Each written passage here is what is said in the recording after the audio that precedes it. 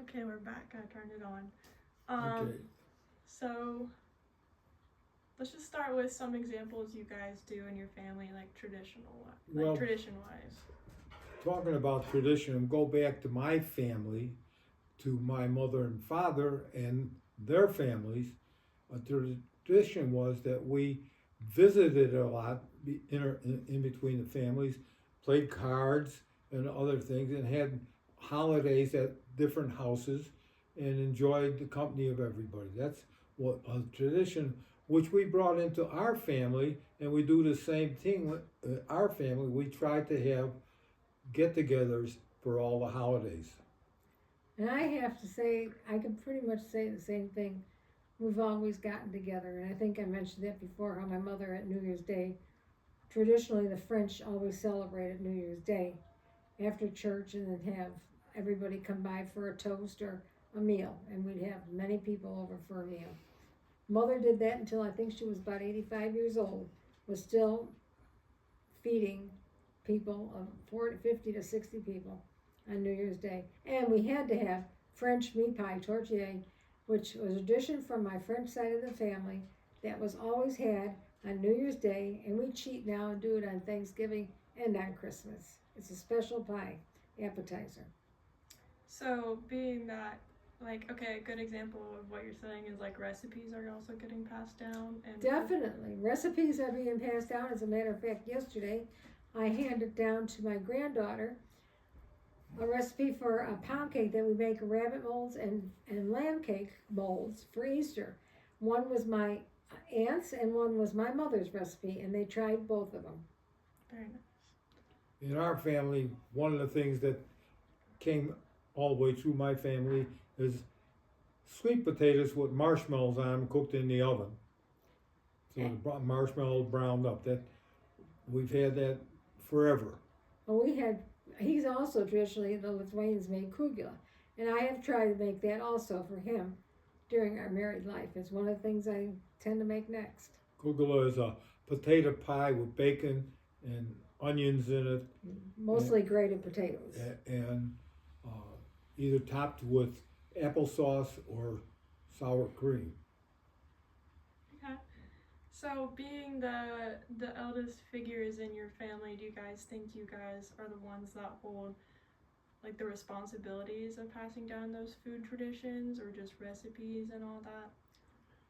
I really feel that, yes, I want to hand down these recipes to my family, and they're very acceptable. And receiving them and trying to make those various traditional things that they had at our house and my mother's home.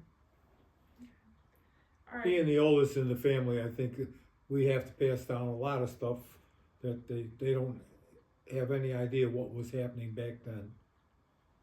Okay. Now we're gonna kind of segue into marriage. Just your overall opinion. What do you think makes a successful marriage? Well, I will tell you something. We've always ate together. Uh, when my husband worked many hours and split shifts, the one thing he always did, break up his sleep even, when he was working 16 hours a day, to have dinner with us. And I think that is one of the things that's really important with families, to eat together and pray together. I agree. I really enjoy eating with a family, a sit down meal, and having them all together instead of each one eating when they wanted to. It's okay. I could cut this part out.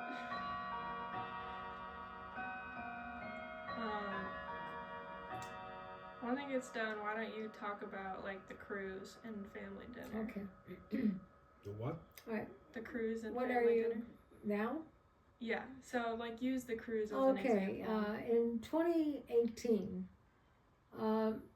we talked about going on a cruise to Alaska. And then I believe my youngest one also thought that would be a great idea to go on a cruise. So we decided to take 19 of our family. There was one missing, he was not able to go. But all but one, there were 19 that went on this cruise. And it was the most memorable time. Everybody was able to do what they wanted.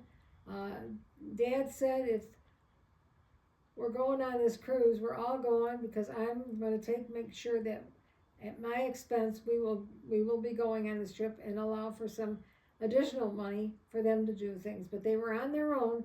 The only thing we expected was that they be at dinner every night. Otherwise, they could take off and do. Everybody had to be at the 5 o'clock dinner, sit down, and we had 2 tables with the 19 people, and we enjoyed every bit of it. Okay. I forgot the next question I was gonna ask you. Okay. If you could choose 3 words to like define your family values, what would they be? And you guys can have each individual answers if you want. Well, faith and love and appreciation. Well, I already told you my 3 words in the last part of the interview. It's religion, family, and country.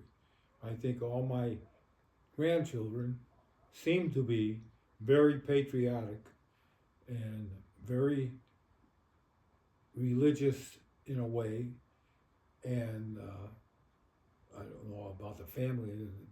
Most of them associate with us all now without any reservations. There doesn't seem to be any sort of conflict amongst the 20 or so in our family. Alright, so now that your children are getting older in age, some of them are now grandparents as well. What do you kind of expect to predict them to uphold being eventually the oldest people in the family for their families going forward? Does that make sense? Well, in case of my son, his sons, I'm hoping they bring on our family name to the next generation. It would be very nice. Most of my girls are married to a different last name, so they can't do that. So the boys in the family have to do it from those that are from my son. And so far, we have one great-grandson that's carrying the name Lind. Okay, and then what about for your daughters? For my daughter? For your daughters, like what Well, like what responsibilities would you kind of expect or predict them to kind of have once they take the form, like they take the position of being like the eldest in their families, like in the future? Does that make sense? well, I expect them to kind of follow through what their mom and dad did to try to keep the families together, which I think they're working on that, and keeping their faith and appreciation of each other, the husband and wife, which I see that's happening, and they keep an eye on their kids, know where their kids are and what they're doing, so they remain active in their children's lives, and that's what we want to be known for too, keeping active, yet letting them have their own space and do whatever they think is best for them. Then I kind of touched on this in the first video, but I guess like your guys' community or friends or whatever you would like to call them, your peers around the same age group as you guys, do you think they value family as well?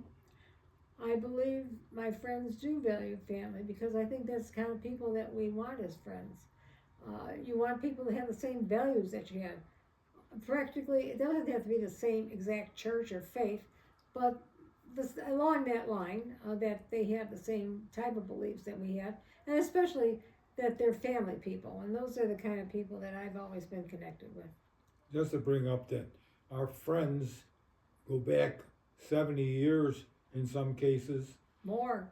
and more in other cases, but their values and our values seem to be very close, if not exactly the same, insofar as religion and family values and country. Okay. Now this is more of a broad question, not really focused on like generations, like specific generations, but do you think like all older adults, like from the past, present, future, do you think they're all gonna value family? I don't think so. I think people have strayed away from that somewhat because of hurts or otherwise, or grudges that they've held, perhaps. But I'm not finding that with my friends or in our family, particularly. I think you just gotta let go and accept what's going on, and not hold those grudges and such. My opinion is the Second World War caused a break in the family because all the men had to go off to war. The women had to take over their jobs so they could support the war. So the family broke up, and the kids were allowed to do more than they should have been allowed to do to take and be not self-sufficient, but just so they would have the right values. So I think they strayed away from some of the values that I grew up with.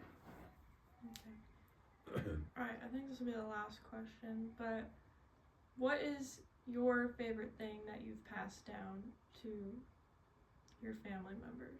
In my case, it's the love of grandchildren and children and great grandchildren. I have to agree. I've had the most wonderful time spending time with my grandchildren. Many of them. I've taken most of them on a train trip with just Grandma and I, and later with Grandpa and I, because it was a distance for me to go. So I just value those times, and I know they do too, because they have talked about it afterward. At a special age, they were able to do that with Grandma at 9 years old. Okay. I think that's all the questions I have. Mm-hmm. So I think we're good. You I guys, hope it did well for your Yeah. interview. that'll be good. We appreciate you asking us, and may God bless you. Well, I think Hannah was recently iterating about her train trip. Yeah. And Matthew was, especially when we talked to him, Yeah. even though, Not supposed to use me. well, it's over with as far as she's Yeah. not I haven't gonna, turned it off No, yet. it's okay. she's not I gonna can cut it post off. that.